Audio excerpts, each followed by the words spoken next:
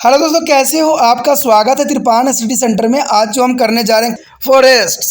Forest is the most important area. The forest are one of the largest is a plant formation. Density is pack with the tall and big tree.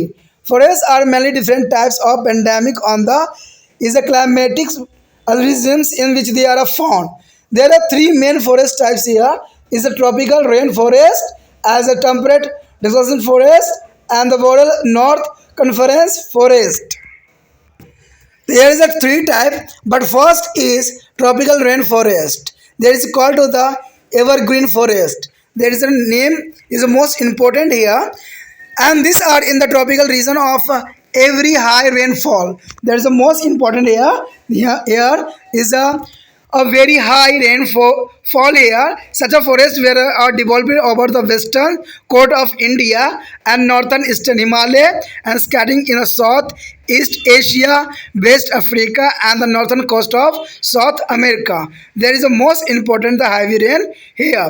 The main characteristics is plant here. The temperature and light resistance and the very high, and the rainfall is greater than 200 centimeter per year. That is the most important the heavy rain, the 200 centimeter per year, and the soil this region is a rich and the humus. That is the most important for the growth of plant. And there are the rate of turnover of the nutrients is very high, leading to high productivity and the high have a highest standing crop and biomass here. And they also the vegetative include a potted evergreen trees of about 200 feet like a bamboos, favens, etc. The epiphytus and the bodily is a vines, lianas are also is abundant, and the many tree species show to buttress and showing them base and the leaves with the trip tips. That is the most important. And this forest have a rich invertebrate as vertebrate fauna, and the snail as centipedes is a millipedes, and the many insect species are common near the forest floor. And the Rhascosaurus is a flying frog. Aquatic reptiles is a calmaneus, and the many birds are common in this forest. The members of this forest is a sloth, as monkey, ant, eater. Ant eater is the most important. A leopard as a jungle cat as a grand flying squirrel. There is a most important animal present in this area. दोस्तों, देखा जाए तो उष्णकटिबंधीय वर्षा one जो होते हैं उसको सदाबहार एवरग्रीन वन के नाम से भी जाना जाता है। कहते हैं ये ग्रीन फॉरेस्ट कई मायने में इम्पोर्टेंट है और कई जगहों पर ये अपना स्थान रखती है। कहते हैं उष्णकटिबंधीय वर्षा वन, जैसे नाम से ही आपको पता लग रहा है कि वर्षा वन यानी रेन फॉरेस्ट जो है बताया गया है, तो इसका मतलब है कि यहाँ पर काफ़ी मात्रा में रेन होती होगी, इसलिए इसका नाम जो है उष्णकटिबंधीय वर्षा वन।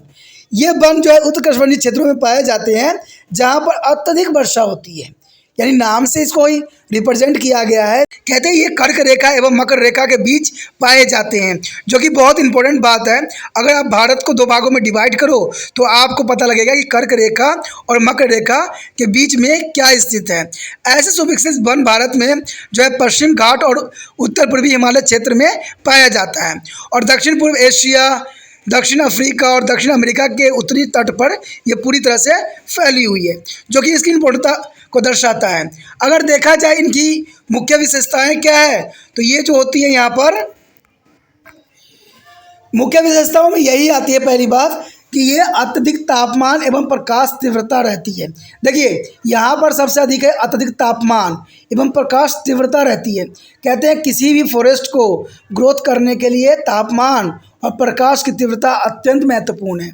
और दूसरी बात जो पौधों के ग्रोथ के लिए चाहिए होता है वो है अत्यधिक वर्षा, यानी वर्षा अगर होती है तो पौधों को पनपने के लिए एक अच्छा कंडीशन मिल जाता है, जो कि 200 सेंटीमीटर से अधिक वर्षा यहाँ पर होती है। तीसरी बात रखता है कि इन क्षेत्रों की मृदा जो है ह्यूमस से परिपूर्ण है, यानी ह्यूमिडिटी काफ़ी अच्छी है इसकी मृदा की, मिट्टी की, तो इसमें जो है फसल उत्पादन या पेड़ पौधे ग्रोथ करने के लिए काफ़ी मान्य होता है और एक आदर्श क्षेत्र माना जाता है। तो ये काफ़ी इम्पोर्टेंट इसका रखता है। अगर देखा जाए पोषक तत्व की अत्यधिक उपलब्धता के कारण ये उत्पादिक अत्यधिक रहती है, यानी यहाँ पर देखा जाए तो पोषक तत्व की अत्यधिक उपलब्धता के कारण यहाँ उत्पादकता की जो है मान बहुत काफ़ी बढ़ जाती है तथा जैव भार या खड़ी फसल की मात्रा सबसे अधिक यहाँ पर पाई जाती है। तो ये विशेषताओं में से आगे विशेषता ये है, कहते हैं अगर देखा जाए तो इन वनस्पति में 200 फीट लंबे सदाबहार वृक्ष जैसे बांस, फन, झाड़ियाँ आदि पाई जाती है। कहते हैं अधिपादर और कठलायता यानी विलेनास भी बहुलता में पाए जाते हैं। जो यहाँ पर बताया गया कठलाता है यानी लियानास भी बहुत अधिक मात्रा में यहाँ पाए जाते हैं। कहते हैं कुछ पादप जाति में तने का जो है प्रमूल यानी बटरलेसेस जो है आधार फूला हुआ और लटकी हुई नुकीली पत्तियां यहाँ पर पाई जाती है, जो कि बहुत काफ़ी इसकी खासियत को दर्शाता है और अपने दुश्मन से बचने के लिए सबसे अच्छा तरीका इससे अच्छा हो ही नहीं सकता। कहते हैं इन वनों में आकाशरुखी और कैशरुखी जीव जातियों का बाहुल्य होता है और वन के आधार से घेंगे, सेंटीपीडस, मिलीपीड और अन्य कीट जातियां भी सामान्य रूप से यहाँ पर पाई जाती है। कहते हैं यहाँ पर सबसे इम्पोर्टेंट जो जाति पाई जाती है वो होता है रकोफोरस। रकोफोरस जो होती है उड़ने वाला मेढक होता है, जो कि यहाँ पर काफ़ी मात्रा में पाया जाता है। कहते हैं जातीय सरीसृप और गिरगिट और उनके पक्षी भी इन वनों में सामान्यतः पाए जाते हैं। और इन वनों में स्तनधारी जंतुओं में जो होगा स्लॉथ जो होती है, बंदर, चींटीखोर, तेंदुए, जंगली बिल्ली और बड़ी गिलहरी पाई जाती है, जो कि इनकी काफ़ी विशेषता रहती है। कहते हैं कि इनको यहाँ पर पनपने के लिए और इनको जीवन जीने के लिए हर तरह की कंडीशन जो है इनको मिल जाता है। इसलिए इस क्षेत्र में जितने भी जीव जंतु रहते हैं उनके लिए हर एक कंडीशन उपलब्ध होता है। कारण क्या होता है कि ये अत्यधिक वर्षा वन है, तो यहाँ पर जो है खाने पीने की कमी तो होगी नहीं।